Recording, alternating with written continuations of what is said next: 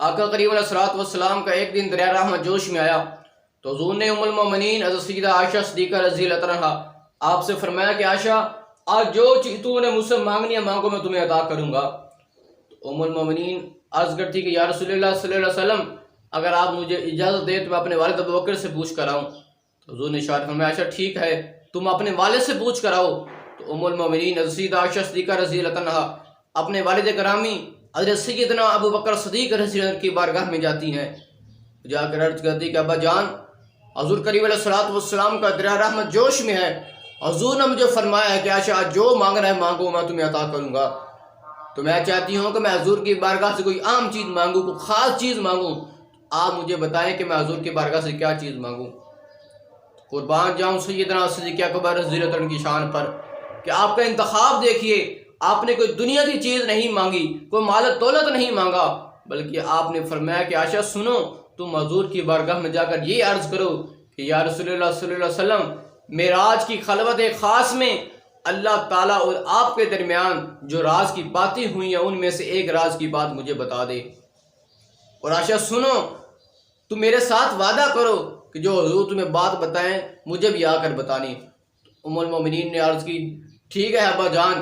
تو آپ حضور کی بارگاہ میں جاتی ہیں تو حضور نے ارشاد فرمایا کہ عائشہ تم نے اپنے والد ابوبکر سے مشورہ کر لیا ہے، پوچھ لیا ہے کیا چیز مانگنی ہے؟ تو ام المومنین عرض کرتی کہ جی یا رسول اللہ صلی اللہ علیہ وسلم۔ تو حضور نے ارشاد فرمایا عائشہ بتاؤ کیا مانگنا ہے؟ تو ام المومنین عرض کرتی کہ یا رسول اللہ معراج کی خلوت خاص میں جو اللہ تعالیٰ اور آپ کے درمیان راز کی باتیں ہوئی ہیں ان میں سے ایک راز کی بات مجھے بتا دیں۔ اب آقا کریم علیہ الصلوۃ والسلام مسکرا رہے ہیں، وہ اس بات پر مسکرا رہے ہیں کہ میرے یار کا انتخاب ہی کیا ہے۔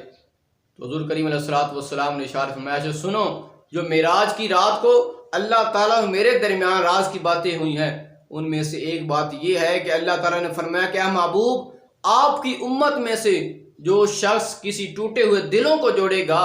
میرے اوپر لازم ہے کہ میں بغیر حساب اس کو جنت عطا فرما دوں گا۔ تو جب حضور نے یہ بات بتائی